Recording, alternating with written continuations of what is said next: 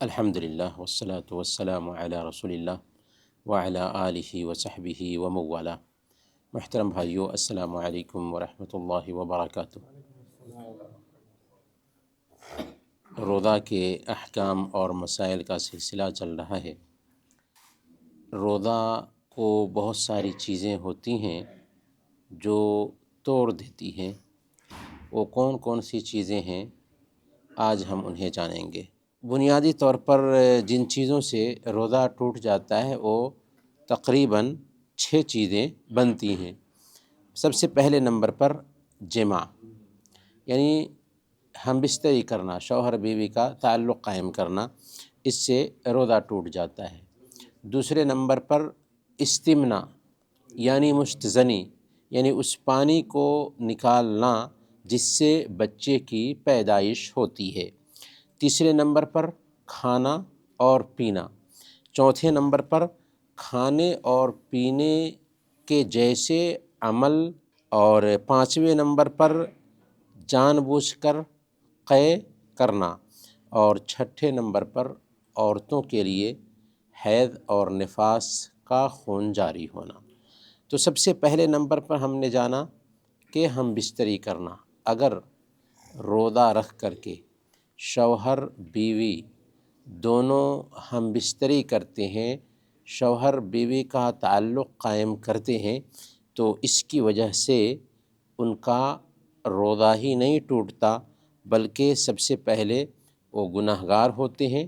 اس لیے ان کو چاہیے کہ وہ سچی توبہ کریں، اور اس دن وہ کھانے پینے سے رکے رہیں، اور پھر اس دن کی دوسرے دنوں میں قضا بھی کریں اور اس کا کفارہ بھی ادا کریں۔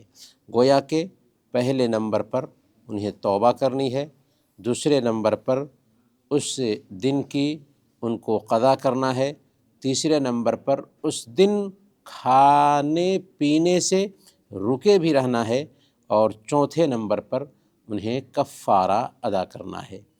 کفارہ کیا ہے؟ صحیح بخاری اور صحیح مسلم میں روایت آئی ہے، ایک شخص اللہ کے نبی صلی اللہ علیہ وسلم کے پاس آیا اور اس نے کہا، ہلکت یا رسول اللہ، میں برباد ہو گیا، میں ہلاک ہو گیا اے اللہ کے رسول صلی اللہ علیہ وسلم۔ آپ نے پوچھا کہ کون سی چیز تجھے برباد کی ہے، کون سی چیز تجھے ہلاک کی ہے؟ تو اس نے کہا کہ رمضان کے دن میں اپنی بیوی سے ہم بستری کر لیا ہوں۔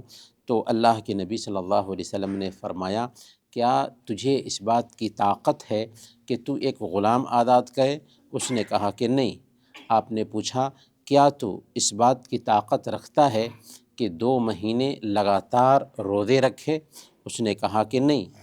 تب آپ نے پوچھا کہ کیا تو اس بات کی طاقت رکھتا ہے کہ 60 مسکین کو کھانا کھلائے؟ اس نے کہا کہ نہیں۔ تو اس حدیث میں اللہ کے نبی صلی اللہ علیہ وسلم نے کفارہ دراصل بتا دیا ہے کہ اگر کوئی آدمی اس جرم کا ارتکاب کرتا ہے تو اس کو سب سے پہلے نمبر پر ایک غلام آزاد کرنا ہے۔ چونکہ ابھی غلام آزاد کرنے کا تصور نہیں پایا جاتا ہے، تو دوسرے نمبر پر کیا کرنا ہوگا اس کو کہ وہ 2 مہینے کا لگاتار روزہ رکھے گا۔ 2 مہینے کا لگاتار روزہ رکھنے کا مطلب یہ ہوا کہ اگر بیچ میں کوئی شرعی عذر آ جائے تو کوئی حرج نہیں، لیکن وہ اپنے سے ناغہ نہیں کر سکتا۔ یہ نہیں چاہ سکتا کہ چلو ہم 1 مہینہ کا روزہ رکھ لیے ہیں، کچھ دیر اور ناغہ کر لیتے ہیں، گیپ کر لیتے ہیں، نہیں۔ بلکہ اگر شرعی عذر آ جاتا ہے تو ٹھیک، بیماری آ گئی، کوئی عورت کے لیے شرعی عذر آ گیا تو ٹھیک، ورنہ اس کو لگاتار 2 مہینے روزہ رکھنے ہوں گے۔ اگر 2 مہینہ روزہ رکھنے کی اس کو طاقت نہیں ہے تو دوسرے نمبر پر 60 مسکین کو کھانا کھلانا ہوگا۔ یہ کفارہ مغلظہ ہے جو ایسے انسان پر لازم آتا ہے جس نے روزے کی حالت میں شوہر بیوی کا تعلق قائم کیا۔ اگر شوہر بیوی دونوں اس سے راضی تھے تو دونوں پر کفارہ آئے گا، لیکن شوہر نے اگر زبردستی بیوی کے ساتھ ہی عمل کیا تو بیوی کے اوپر کفارہ لازم نہیں آئے گا، بلکہ شوہر کے اوپر ہی کفارہ لازم آئے گا۔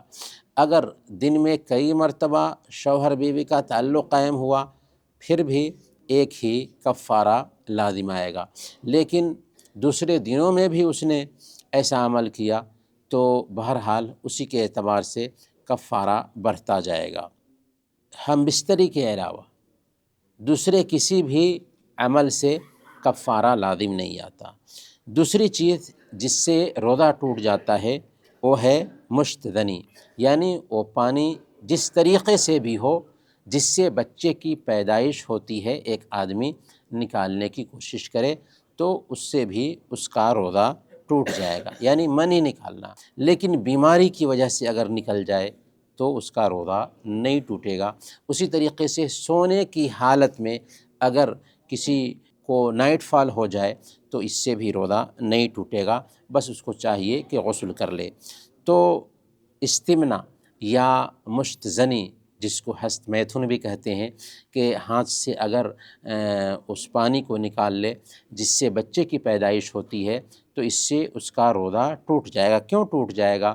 کیونکہ روزے کے لیے اللہ کے نبی صلی اللہ علیہ وسلم نے ایک حدیث قدسی میں بیان فرمایا کہ اللہ فرماتا ہے یترک طعامہ وشرابہ وشہوتہ من اجلی، کہ ایک بندہ میرے لیے اپنا کھانا، اپنا پینا اور اپنی شہوت کو ترک کرتا ہے۔ تو یہاں ایک بندہ اپنی شہوت کو ترک نہیں کر رہا ہے بلکہ روزہ رکھ کر کے شہوت کا ارتکاب کر رہا ہے، اس لیے اس کا روزہ ٹوٹ جائے گا۔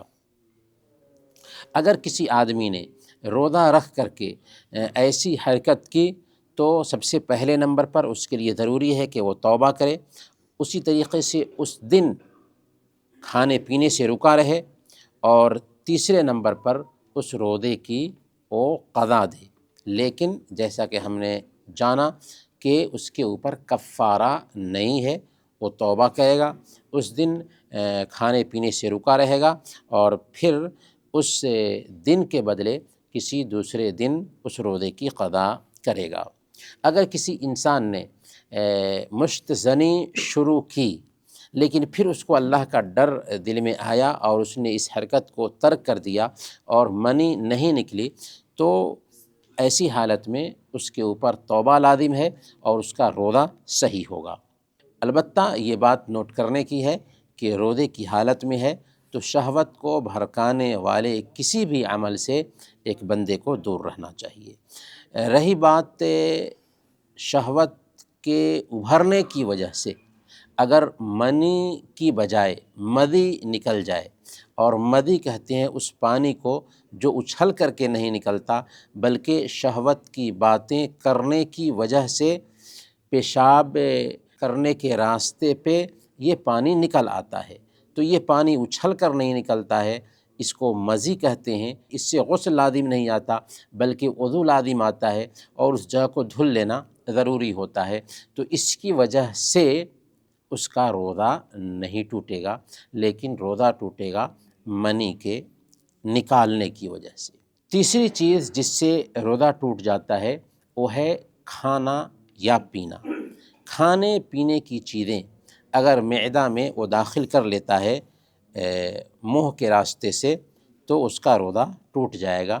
اسی طریقے سے ناک کے راستے سے بھی اگر کھانے پینے کی چیزیں وہ داخل کرتا ہے اپنے حلق میں تو اس کا بھی روزہ ٹوٹ جائے گا۔ البتہ آنکھ کے راستے سے یا کان کے راستے سے اگر کوئی چیز داخل کی جا رہی ہے تو اس سے روزہ نہیں ٹوٹے گا۔ اگرچہ آنکھ کے راستے سے اور کان کے راستے سے کوئی چیز داخل کی جاتی ہے تو اس کا اثر حلق میں محسوس ہوتا ہے، لیکن ڈائریکٹ چونکہ آنکھ اور کان یہ حلق کا منفذ راستہ نہیں ہے اس لیے اس سے روزہ نہیں ٹوٹے گا، لیکن منہ کے راستے سے اور ناک کے راستے سے اگر کوئی چیز جائے پیٹ میں تو اس سے روزہ ٹوٹ جائے گا۔ چوتھی چیز جس سے روزہ ٹوٹ جاتا ہے وہ ہے کھانے اور پینے کے جیسے کوئی عمل۔ کھانے اور پینے کے جیسے کوئی عمل، اور اس میں دو چیزیں شامل ہوتی ہیں۔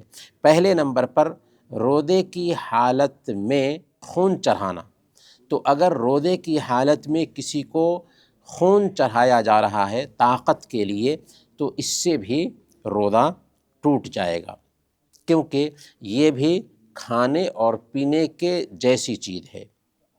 دوسرے نمبر پر غذائی انجیکشن، اگر غذائی انجیکشن کوئی آدمی لے رہا ہے یا اس کو غذائی انجیکشن دیا جا رہا ہے جس انجیکشن سے طاقت ملتی ہے تو اس سے بھی روزہ ٹوٹ جائے گا۔ کیوں؟ اس لیے کہ خون چڑھانا یا غذائی انجیکشن لینا یہ دونوں کے دونوں چیزیں کھانے پینے کے جیسے ہوتی ہیں، جس کی وجہ سے اس کا روزہ ٹوٹ جائے گا۔ البتہ ایسا انجیکشن جس سے غذا پہنچانا مقصد نہیں ہوتا، جیسے انسولین کا انجیکشن ہے، یا ایسے بھی کوئی انجیکشن ویکسین کے طور پر ایک انسان لے رہا ہے تو اس کی وجہ سے اس کا روزہ نہیں ٹوٹے گا۔ البتہ اگر اس انجیکشن کو بھی رات تک ٹالا جا سکتا ہو تو یہ بہتر اور افضل ہے، لیکن اگر اس کو وقت دیا گیا ہے روزے کی حالت ہی میں انجیکشن لینے کے لیے، انسولین کا ہو یا دوسرا کوئی بھی انجیکشن ہو جس سے غذا نہیں ملتی ہے، جس سے طاقت نہیں ملتی ہے، تو ایسا انجیکشن وہ روزے کی حالت میں لے سکتا ہے اور اس کی وجہ سے اس کا روزہ نہیں ٹوٹے گا۔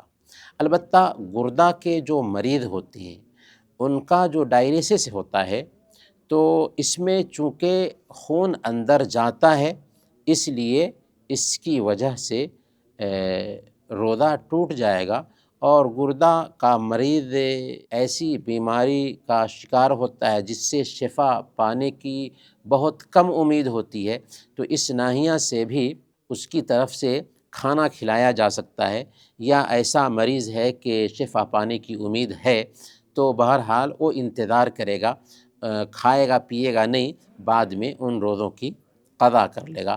تو گردے کے مریض کو روزہ رکھنا بھی نہیں چاہیے، اور اگر ڈائلیسس ہو رہا ہے تو اس کی وجہ سے اس کا روزہ ٹوٹ جائے گا۔ پانچویں چیز جس کی وجہ سے روزہ ٹوٹ جاتا ہے وہ ہے جان بوجھ کر کے قے کرنا۔ جان بوجھ کر کے اگر کوئی آدمی قے کرتا ہے تو اس کی وجہ سے بھی روزہ ٹوٹ جائے گا۔ اللہ کے نبی صلی اللہ علیہ وسلم بیان فرماتے ہیں، سنن ترمذی کی روایت ہے، من ذرہ القی فلیس علیہ قضاء ومن استقاء عمدا فلیقض، جسے قے آ جائے تو اس کے اوپر اس دن کی قضا نہیں ہے، لیکن جو جان بوجھ کر کے قے کرتا ہے تو اس کو چاہیے کہ اس دن کے بدلے روزہ رکھے، اور نہ چاہتے ہوئے الٹی آ گئی، قے آ گئی، تو اس کی وجہ سے اس کا روزہ نہیں ٹوٹے گا، لیکن جان بوجھ کر کے اگر اس نے الٹی کیا ہے تو اس سے روزہ ٹوٹ جائے گا۔ اور لاسٹ میں حیض اور نفاس کا خون جاری ہونا ہے، اس سے روزہ ٹوٹ جاتا ہے۔